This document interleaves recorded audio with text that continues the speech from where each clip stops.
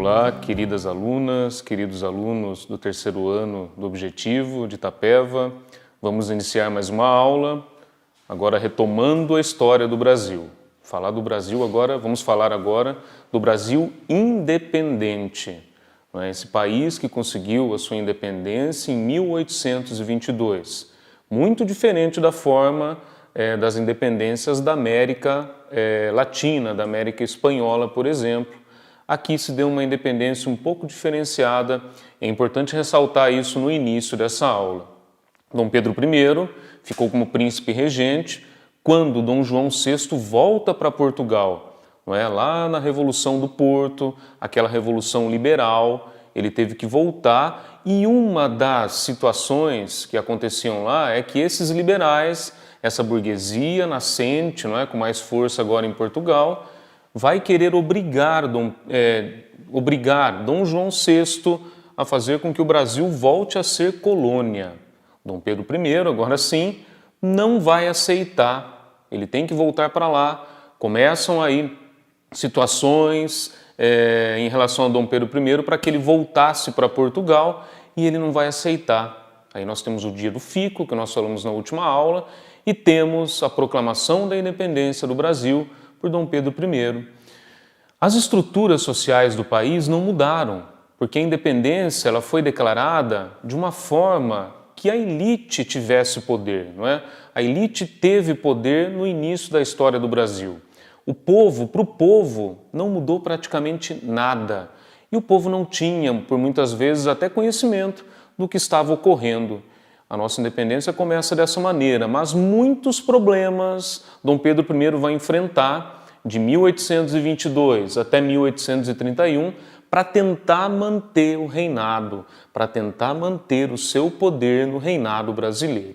Então nós temos aqui, vamos falar um pouquinho da ordem social da época, do contexto dessa época, que é importante.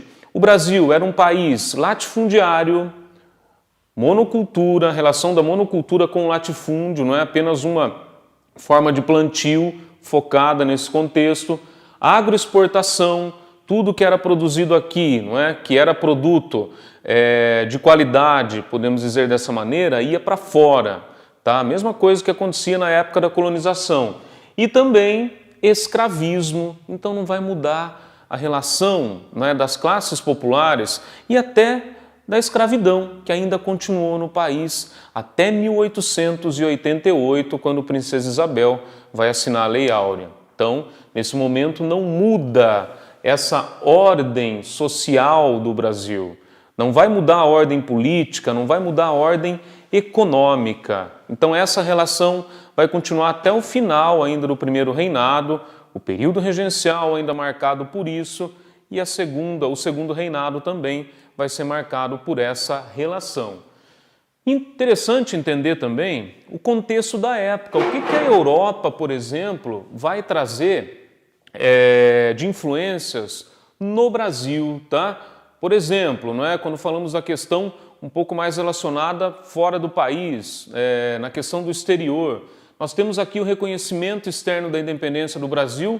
Em primeiro plano, pelos Estados Unidos, nós pegamos lá a doutrina Monroe, que vai ser interessante para que eles pudessem expandir agora a economia deles, quanto mais países independentes tivessem, que não fosse mais colonizado. Então, os Estados Unidos vai reconhecer, em primeiro plano, a independência do Brasil.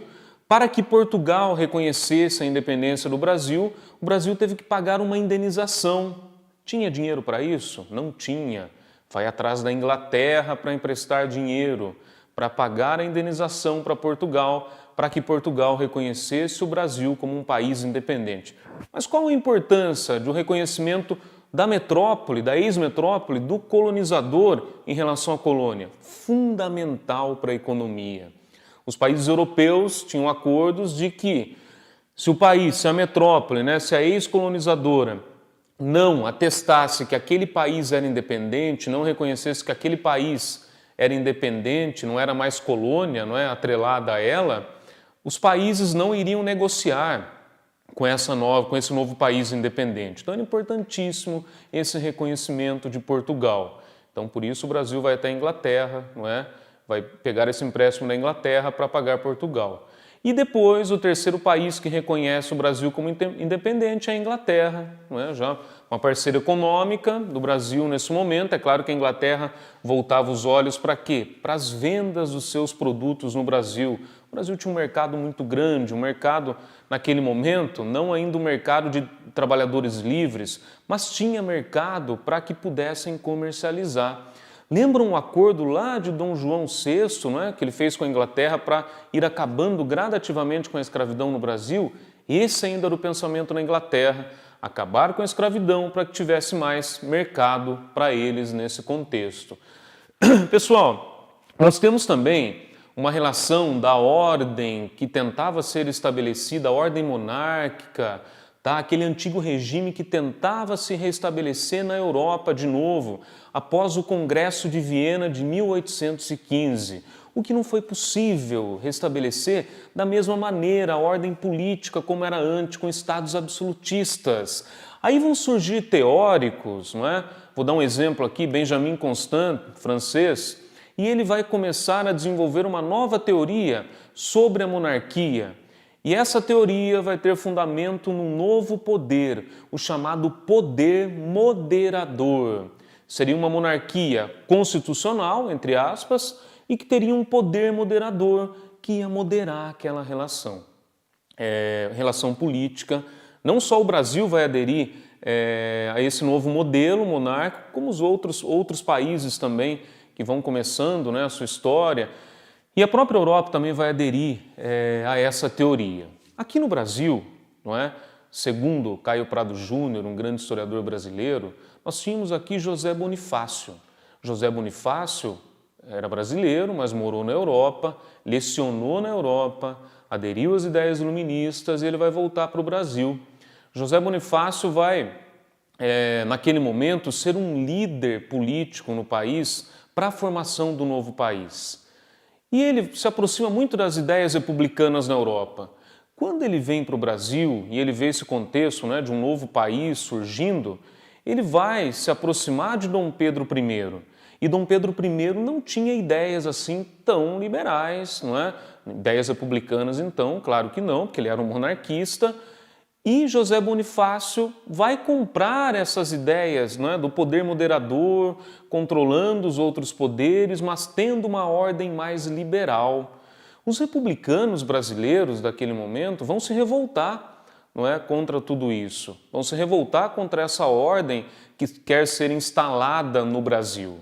Tá? E José Bonifácio vai ficar do lado de Dom Pedro I e os republicanos não vão aceitar essa atitude dele. Então aí começam os problemas políticos do Brasil. Tá? Esses republicanos eram muito ligados à maçonaria, então a maçonaria tinha uma ideia republicana, não é? Tinha uma ideia de colocar uma república no país, uma ordem liberal, uma liberdade muito econômica, ligada à economia nesse momento, tá, pessoal?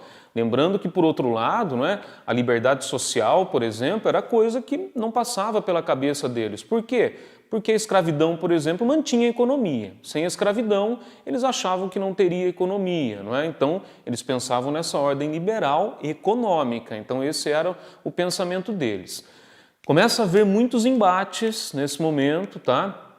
Entre José Bonifácio, né, e entre essa classe republicana.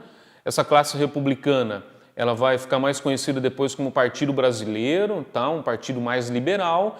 E aí tinha o Partido Português, não é? Que não tinham só portugueses, tá? Mas eram pessoas que apoiavam as ideias monarquistas de Dom Pedro I. Então nós já temos essa divisão, tá? Partido Brasileiro e Partido Português. E eles vão começar com confrontos dentro de uma assembleia que foi convocada por Dom Pedro I em 1822 para fazer a primeira Constituição do Brasil. Lá eles vão ter problemas, relacionados a essa ordem de pensamento. A Constituição que começou a ser votada, que começou a ser formada, ela tinha um cunho mais liberal, não dava tantos poderes assim para o rei. Não é? Essa Constituição em 1823 vai ficar conhecida como Constituição da Mandioca. Por quê? A gente pode dar até risada em relação a isso, ao nome do projeto da nossa primeira Constituição, como ela ficou conhecida, não é? naquele momento, no Rio de Janeiro, existiam grandes produtores rurais, latifundiários, e eles eram produtores o quê? De mandioca. E o voto censitário que ia valer para essa Constituição, que era um voto, quando falamos em voto censitário, relembro que é um voto que a pessoa tem que ter o quê? Tem que ter algo para poder votar, não é? Ela tem que ter uma condição, e nesse momento a condição o que era? O plantio de mandioca. Quem plantasse pelo menos 200 alqueires de mandioca ia poder participar, votando, inclusive concorrendo aí como deputado, como senador. Então tinha essa relação, não é lá? Por isso ela ficou conhecida como Constituição da Mandioca. Mas essa Constituição era mais liberal, não dava tantos poderes assim a Dom Pedro I. E ele não vai aceitar isso. Então, em 1823, com o apoio de José Bonifácio, com o apoio do Partido Português, Dom Pedro I vai dar um golpe, tá? Um golpe aí na Assembleia, para que em 1824 pudesse realmente aprovar essa nova Constituição do Brasil, tá? Com esse golpe. O golpe, mais precisamente, foi no mês de março de 1824, mas começou antes já, com relações políticas, que foram colocando o que estava acontecendo na Assembleia, e Dom Pedro I vai chegar num certo momento e vai dar esse golpe e vai redigir uma carta de outorgação. Essa carta foi outorgada. O que é isso? Foi imposta, não foi votada, não foi promulgada. Ele impôs a nova Constituição do Brasil com o apoio do Partido Português. E isso vai ter uma relação muito grande depois para os problemas políticos que o Brasil vai enfrentar, tá? Problemas políticos ligados a esses partidos. Por exemplo, após esse golpe, o Partido Brasileiro vai ser perseguido, os republicanos vão ser perseguidos e vão ser praticamente expulsos da Assembleia, não vão poder participar da Assembleia. Dessa forma, Dom Pedro I vai ficar recluso, podemos usar essa palavra, da política. Por quê? Porque ele vai governar o país de uma forma muito solitária, de 1824 pelo menos até 1826, porque ele impôs esse poder moderador. Então é uma imposição dele. Então nós entendemos aqui os embates, entre os interesses da classe portuguesa, da classe brasileira, da ala mais liberal, que era pertencente ao Partido Brasileiro. Entendemos aqui o golpe que Dom Pedro I vai dar na Assembleia, para que ele pudesse outorgar essa carta que ia impor a nova Constituição. E aí nós temos a Constituição de 1824, que eu coloquei aqui na lousa para a gente poder entender um pouquinho dessa moderação, dessa relação de controle. Pessoal, o poder moderador, segundo Benjamin Constant, não seria um poder absolutista, mas seria um poder o quê? De equilíbrio. Dom Pedro I vai usar como um poder muito autoritário. Dom Pedro II, por exemplo, quando formos falar do Segundo Reinado, a gente vai entender que ele vai conseguir equilibrar num certo momento a política. Mas Dom Pedro I não vai ter, e não vai ter apoio para isso também. Então nós temos aqui o poder moderador, tá?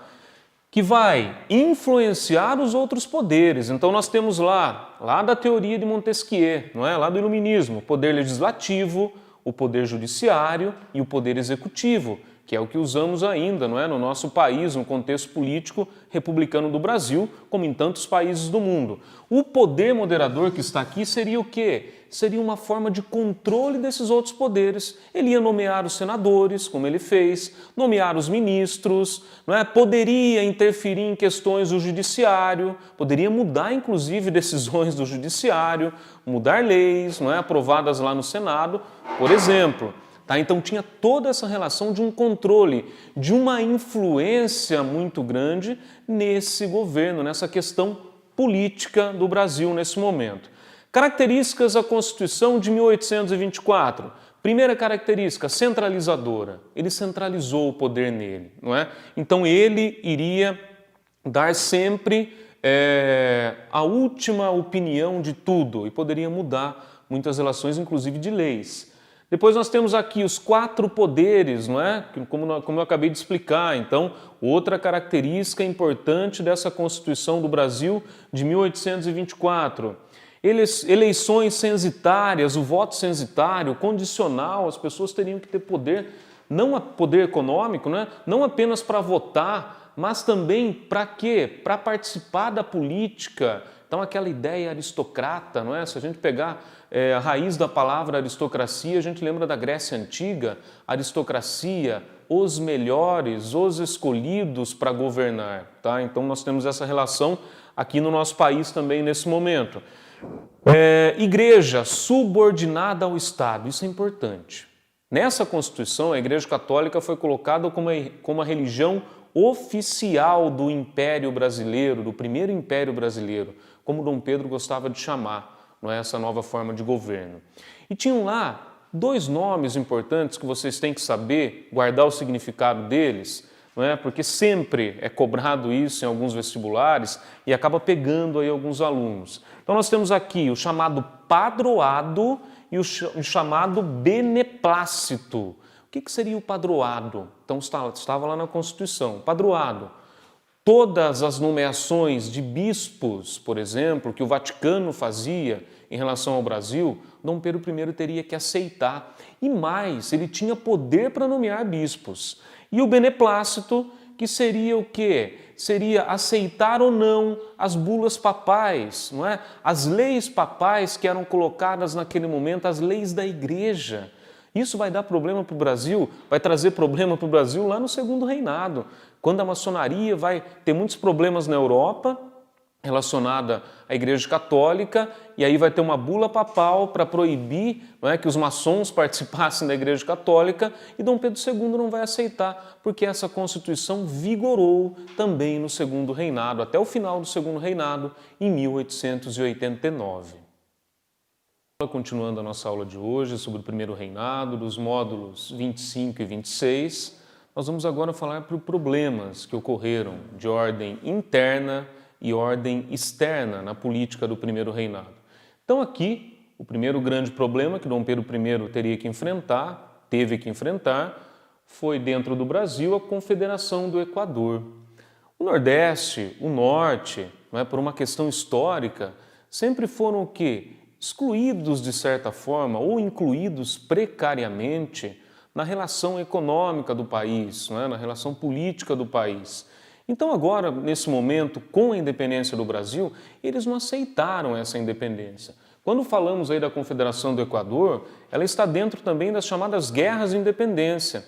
Muitas revoltas que aconteceram, guerras que aconteceram principalmente no Nordeste e no Norte do país, que não aceitavam Dom Pedro I como imperador do país, não é? Queriam ter ali uma relação própria de país, uma independência própria, porque eles não tinham total concordância com o que estava acontecendo no Brasil. E eles vão se revoltar principalmente contra essa nova Constituição, a Constituição de 1824. Então nós temos aqui a Confederação do Equador acontecendo de 1824 a 1827.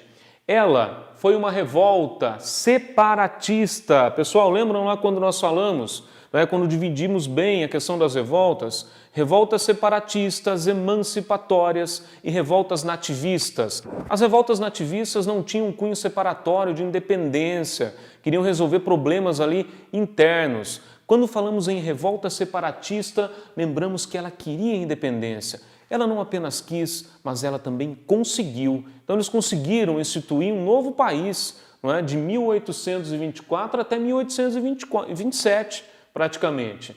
Ela foi uma revolta urbana, uma revolta republicana, acreditava no republicanismo, não é? E popular.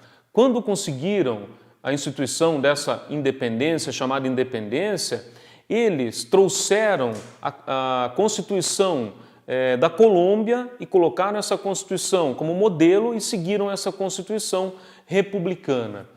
Quais estados participaram desse contexto? Então nós temos aqui Pernambuco, Rio Grande do Norte, Ceará, Paraíba e Alagoas, não é? Fundando esse novo país, a Confederação do Equador. Líderes mais importantes, Pais de Andrade, não é? Que era da elite, Cipriano Barata também, eram da população, aderiram a essa relação da população, a população vai aderir isso porque foi uma revolta popular, mas tinham também membros da elite nesse contexto. Frei Caneca, não é, que era um frei da Igreja Católica, também vai estar dentro desse contexto. E ao final, em 1827, quando Dom Pedro I vai abafar de forma muito violenta essa tentativa de separação em relação ao Brasil, Frei Caneca vai ser executado. Isso vai diminuir muito a popularidade de Dom Pedro I, porque ele executou, o frei é um padre, não é? Então o povo brasileiro, que já tinha contexto muito católico naquele momento, vai se revoltar contra Dom Pedro I. A própria imprensa, não é, vai se virar contra Dom Pedro I no início, e alguns jornalistas vão ser perseguidos e alguns deles até assassinados também. E isso vai cair na boca do povo, né, que foi o governo que mandou assassinar esses jornalistas. Então, o povo começa a criticar Dom Pedro I. Há uma crítica muito grande em relação a tudo isso que vai acontecendo no país. Agora aqui, uma guerra de ordem externa, a chamada Guerra da Cisplatina, que foi em 1825. Nós temos líderes, não é? Líderes, Juan é um desses líderes que vão proclamar a independência da Cisplatina, um território que pertencia ao Brasil. Lembram lá quando nós falamos da anexação da Cisplatina, não é? Na última aula. Então agora a Cisplatina vai se revoltar contra isso, onde é o Uruguai hoje, vão se revoltar e vão declarar a sua independência em relação ao Brasil. E vão querer anexar esse território à Argentina. A Argentina vai aceitar. E aí o Brasil vai declarar guerra à Argentina. Então começa uma guerra que vai durar aqui de 1825 até 1827. A Inglaterra vai entrar no meio dessa guerra, vai influenciar para que essa guerra acabe, vai trazer influência para isso, numa ordem diplomática. Por quê? Porque sabia que essa guerra podia trazer muitos problemas para aquele mercado, que era um mercado muito grande inglês aqui na América do Sul.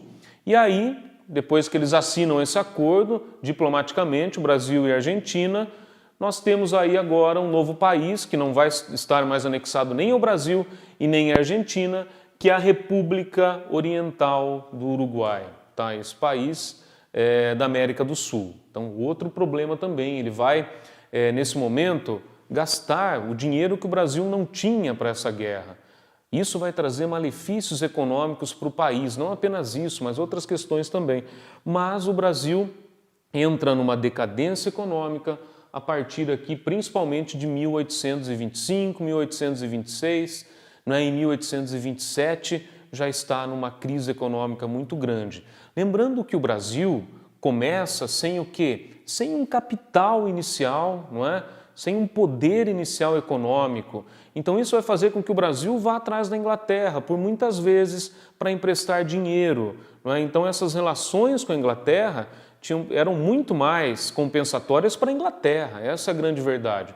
Não é? E o Brasil fica fechado praticamente, economicamente falando, para outros países, negociava com outros países, mas a Inglaterra tinha muita influência na ordem econômica brasileira desse momento, no primeiro reinado e ainda também no segundo reinado. Temos aqui ao final, não é, um processo de abdicação de Dom Pedro I, crise do reinado, que é uma crise econômica, não é? Que vai ser motivada por uma revolta do povo contra o autoritarismo de Dom Pedro I, não é? Que parece muito mais um monarquista absolutista do que um monarquista que tinha um poder moderador para equilibrar. Então ele vai ser muito autoritário, até quando falamos da Confederação do Equador, isso vai trazer também revolta para o povo, como eu já disse. E aí nós temos críticas da imprensa, a imprensa cada vez criticando mais Dom Pedro I. E nós temos uma questão sucessória que é importantíssima, tá, pessoal? Importante lembrar dessa questão sucessória. Dom João VI vai morrer, não é? Isso lá em 1826. E aí vai começar uma crise no reinado português. Porque depois que ele morreu, Dom Pedro I foi declarado rei. Então isso é um problema grande. Ele era rei aqui no Brasil, como ele seria rei no Brasil e em Portugal? Então isso vai gerar muitos problemas para Portugal. Então Dom Pedro I tem uma ideia, não é? Ideia de prometer a filha dele, Maria da Glória, que ainda era menor de idade nesse momento, para Dom Miguel, o seu irmão, né, que depois dele seria quem assumiria o trono, para que eles se casassem. Não é? Nesse momento, Dom Miguel seria apenas um príncipe regente em Portugal, esperando para poder casar com Maria da Glória, o que não vai acontecer, porque Dom Miguel não vai esperar, não é? Vai dar um golpe nesse quesito e vai virar rei de Portugal. Tá? Mas a ideia de Dom Pedro I seria realmente, não é, prometer a sua filha Maria da Glória para que ela fosse rainha, né? E ela era sucessora direta de Dom Pedro I, e Dom Miguel se tornaria rei também. Não é? Ele teria poder em Portugal do mesmo jeito, com a sua filha, e Dom Miguel teria o objetivo dele, que era se tornar rei em Portugal. Isso causou muitos problemas, não é? Vai causar uma briga entre Dom Pedro I e Dom Miguel, coisa que vai continuar depois lá em Portugal, não é? Quando Dom Pedro I vai embora do Brasil.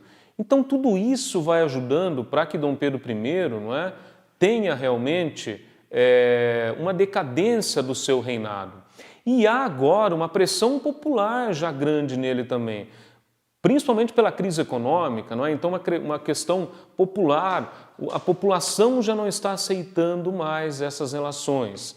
Ele, numa noite, não é? Quando ele volta de Minas Gerais, após uma viagem desastrosa política a Minas Gerais, ele vai se deparar com uma violência muito grande no Rio de Janeiro, a chamada Noite das Garrafadas, não é? Isso já ali no finalzinho do seu governo. Essa Noite das Garrafadas vai ficar muito conhecida, que foi a revolta do povo, a revolta violenta desse povo contra o governo autoritário de Dom Pedro I.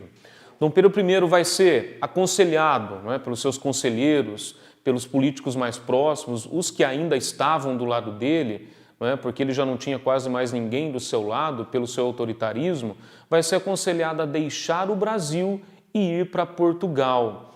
Mas, vejam bem, ele não queria perder a relação o quê? De sucessão do seu governo, da sua monarquia. Então ele faz um acordo. Tudo bem, eu vou embora, mas o meu filho, Dom Pedro de Alcântara, que tinha apenas 5 anos naquele momento, vai ficar esperando ter a idade correta para poder assumir o governo do Brasil como monarca brasileiro. Então esse acordo é feito entre aquela elite, não é? José Bonifácio também nesse contexto, já antes negociando isso com ele, entre a elite e entre Dom Pedro I. E isso vai levar o Brasil a um novo período chamado período regencial. Em 1831, no dia 7 de abril de 1831, Dom Pedro I vai abdicar ao trono brasileiro e vai voltar para Portugal. Continue estudando e até a próxima aula. Obrigado.